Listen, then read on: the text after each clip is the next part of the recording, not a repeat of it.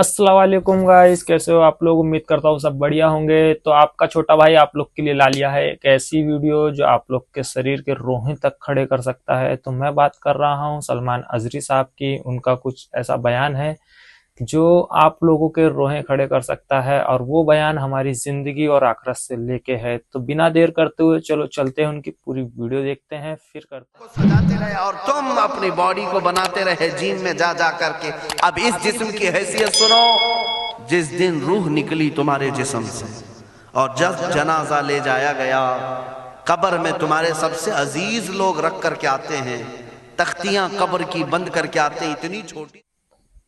मौलाना साहब बहुत बड़ा बयान देना चाहते हैं, और ये बयान जो है वो आवाम के लिए है, जो मुस्लिम महिला हैं, जो मुस्लिम मेरी बहनें हैं, उन लोगों के लिए है। तो आप लोग बिना देर करे इस वीडियो को पूरा देखें, क्योंकि बहुत कुछ सीखने को मिल सकता है इस बयान के अंदर। कब्र के करवट लेने की भी जगह नहीं होती, हाथ फैलाने की भी जगह नहीं होती। आज अपने पलंग पर सो करके देखो, किसी का हाथ टच हो रहा है तो नींद नहीं आती, लेकिन कब्र में इतनी तारीक जगह पर, छोटी सी जगह पर, तंग जगह पर छोड़ दिया जाता है कि मुर्दा करवट भी नहीं ले पाता।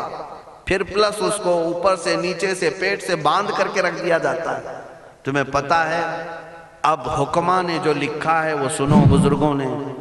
जैसे ही तीसरा दिन आता है तुम्हारी कब्र की जिंदगी का, जब 3 दिन गुजरते हैं, तुम्हारी नाक के जरिए से पेट की चीजें बाहर आने लगती हैं, मुंह के जरिए से आंतड़ियां या जो भी अंदर का लिक्विड है सब बाहर आता है।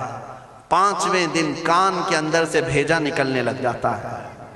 ये जो भेजा सर के अंदर है वो खत्म होकर के सड़ करके पीप की शक्ल में कानों से बाहर आने लग जाता है। नाक और मुंह से पेट की चीजें, कलेजा, खून बन जाता है, दीगर चीजें सब कान।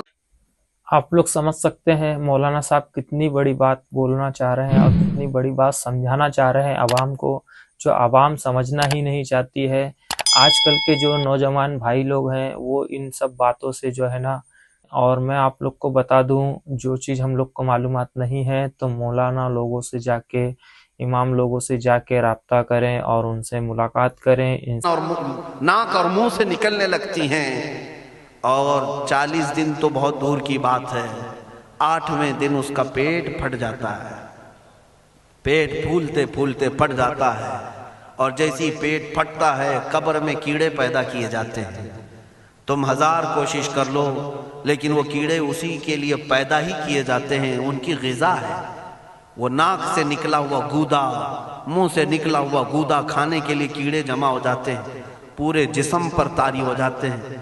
पेट जब फट जाता है तो इतनी शदीद ताफुन वाली बू आती है कि कब्रें बंद होती हैं, वरना कई लोग सिर्फ बू से बीमार हो जाते हैं, कई लोग। और यही हमारे जिस्म की हैसियत है, यही हमारे जिस्म की हकीकत है। और चंद दिन गुजर जाते हैं कि उसकी आंखों की पुतलियां लटक करके बाहर निकलती हैं, उसकी आंखों की पुतलियां बाहर आ जाती हैं और गड़े पड़ जाते हैं। अब जो जिस्म के ऊपर मौजूद गोश्त है, इसको चूंटियां, मकोड़े और कीड़े खाने लग जाते हैं। खाते खाते 2-3 महीने के अंदर उसको सिर्फ और सिर्फ ढांचे की शक्ल छोड़ दी जाती है, हड्डियां बाकी रखी जाती हैं। जिन बालों में तुम कंघियां करते इन बालों की जड़ों में पीप पैदा किया जाता है, हर बाल की जड़ पीप बहाती है।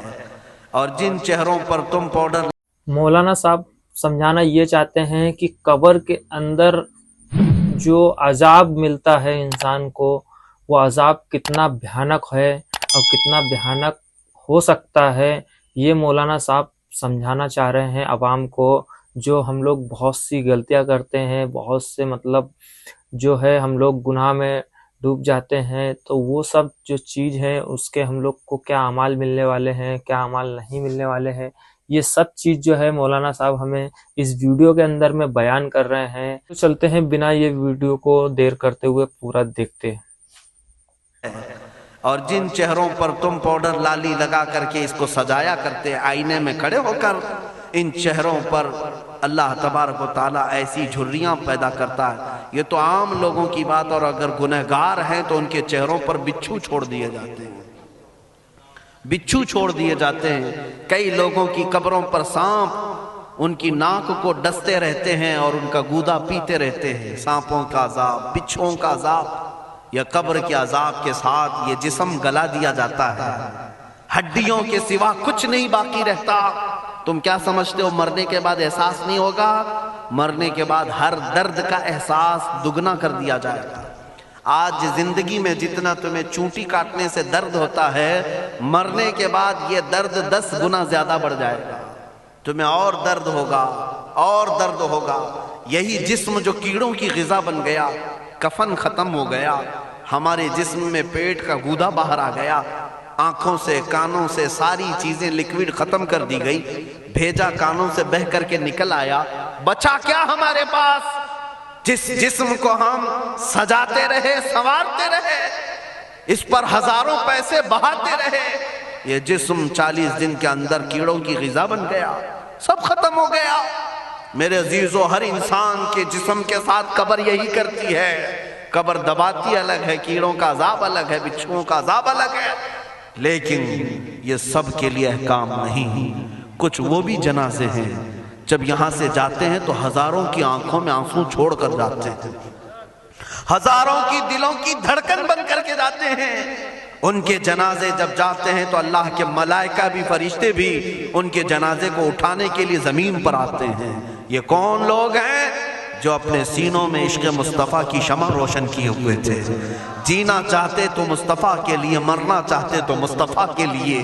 فاضل بریلوی نے کیا خوب کہا, لحد میں عشق عشق. تو آپ لوگ نے سلمان ازری صاحب کی یہ پورا بیان سنا ہے.